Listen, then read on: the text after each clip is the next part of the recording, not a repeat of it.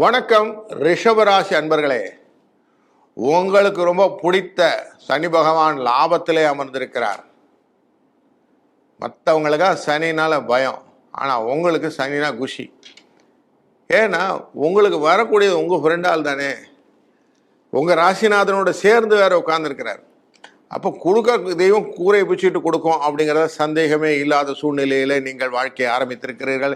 இந்த வாரம் உங்களுக்கு திருவோண நட்சத்திரத்திலேருந்து அஸ்வினி நட்சத்திரம் வரைக்கக்கூடிய சந்திரனுடைய பயணம் எல்லாமே உங்களுக்கு அனைத்து விதத்திலும் பயனுள்ளதாகவும் பலன் உள்ளதாகவும் நன்மை உள்ளதாகவும் பலம் உள்ளதாகவும் அமையப்போகிறது.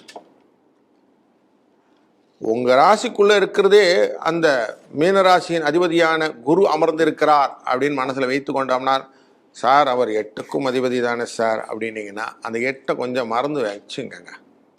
சின்ன சின்ன கஷ்டங்கள் கூட கொடுக்காம நம்ம கொடுத்துட்டோம்னா வாழ்க்கையில் சுவாரஸ்யம் இருக்காது. அப்படிங்கிறதுனால தான் அந்த ராசியின் உள்ளே அமர்ந்திருக்கிறார். ராசியை உங்கள் தலைன்னு வைத்துக்கொள்ளுன்னு வச்சுக்கோங்களேன், இந்த மண்டையில் இருக்கக்கூடிய விஷயங்கள் எல்லாம் தெளிவு பண்ணுறதுக்காக குரு வேலை செய்கிறார். குருவின் சிந்தனை எப்படி இருக்கும்? ஆன்மீக சிந்தனைகள் இருக்கும், தெளிவான நல்ல விஷயங்கள் இருக்கும், சிந்தனை ஆற்றல் மட்டுமில்லை செயலாற்றுவதற்கான அத்தனை பக்குவங்களும் இருக்கும். இதுதான் குருவுடைய சிந்தனை. அப்போ ஒழுக்கம் நேர்மை இதெல்லாம் கரெக்டாக இருக்கணும். வாழ்க்கையில் எந்த விதத்திலும் பிசறு இருக்கக்கூடாது. கொஞ்சம் மாறினா அடிவிடும். பக்கத்துலேயே பரமாலே ஒதுவும் இல்லையா, அந்த நம்மளை டியூன் பண்ணுறார். நம்ம எல்லாருமே ஸ்கூல்லலாம் படிச்சிருப்போம், அப்போல்லாம் கரெக்டாக டியூன் பண்ணதுனால இன்றைக்கி யாரும் வாத்தியார் இல்லைன்னாலும் நம்ம போயிட்டுருக்கோம். ஆனால் மேலே ஒரு வாத்தியார் இருக்கார் நமக்கு எல்லாருக்கும். அந்த வாத்தியார் பார்த்துட்டு இருக்கார், அவர் தான் குரு. அப்போது உங்களை எப்படி டியூன் பண்ணினாங்களோ அதுக்கேற்ற மாதிரி நம்ம டான்ஸ் ஆடிட்டு இருக்கிறோம் தான் ஃபேக்ட். இந்த சூழ்நிலையில் தான் 5ஆம் இடமான கேது உட்கார்ந்துருக்கிற இடம் கன்னி ராசின்னு சொல்லுவோம். அங்கே உட்கார்ந்துருக்கிறா பார்த்துருக்கிறார் ஞானகாரகன். அந்த ஞானகாரகனும் இந்த குருவும் தொடர்பு கொண்டதுனால தான் உங்களுக்கு அதிர்ஷ்டங்கள் அப்படிங்கிறதுல அழகாக கிடைத்து கொண்டே இருக்கிறது. முயற்சி ஸ்தானம் அப்படிங்கிற இடம், அடுத்த விஷயத்தில் நீங்கள் எப்படி நீங்களை ப்ரொஜெக்ட் பண்ணிக்க போகிறீங்கிற இடம் கடகராசி. அந்த ராசியிலே பார்க்கும்போது செவ்வாய் அமர்ந்திருக்கிறார். செவ்வாய் உங்களுக்கு தைரியஸ்தானாதிபதி. 12க்குரியவனால சின்ன சின்ன விரயங்கள் உண்டு, கொஞ்சம் பயம் உண்டு. எதையுமே முன்னெச்சரிக்கை அப்படிங்கிறத எக்ஸ்ட்ரீம் எண்டுக்கு போயிடுறது. விளக்கேற்றி வச்சுன்னா விளக்கேற்றிட்டு விளக்கு எரிகிறது, தீபம் எரிகிறதுன்னு போயிட்டு நமஸ்காரம் பண்ணுறதை விட்டுட்டு இந்த விளக்கு பற்றி எரிஞ்சா அப்படின்னு யோசிச்சிங்கன்னா பயம்தானே வரும். இந்த மாதிரி தேவையற்ற பயங்களை உண்டாக்கக்கூடிய சூழ்நிலையை இந்த செவ்வாய் உங்களுக்கு கொடுத்து கொண்டு இருக்கிறாருன்னு புரிந்து கொள்ளுங்கள். அதனால் தேவையில்லாத பயங்களை விட்டு விடுங்கள். தெளிவான சிந்தனைகள் இருக்கிறது.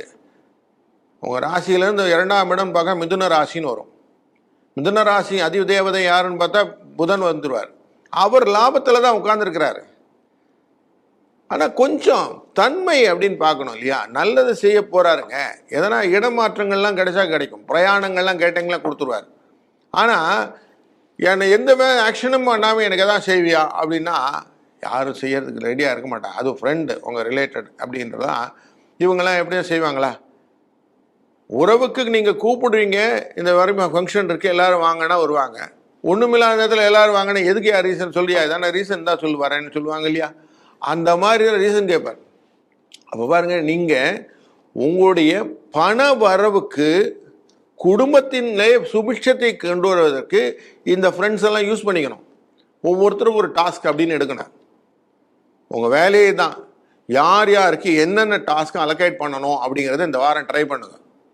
ஏன்னா இந்த வாரத்தில் சந்திரனுடைய அந்த டிராவல் அப்படிங்கிறது மனோகாரகன் அப்படி சொல்லுவோம். இவர் 3ஆம் இடத்துக்காரர். நீங்கள் கொஞ்சம் முயற்சி பண்ணால் அவர் 100 தடவைக்கு கடகடான்னு மாற்றி கொடுத்துருவார். அப்போது அவ்வளோ தூரம் பண்ணக்கூடியவர்.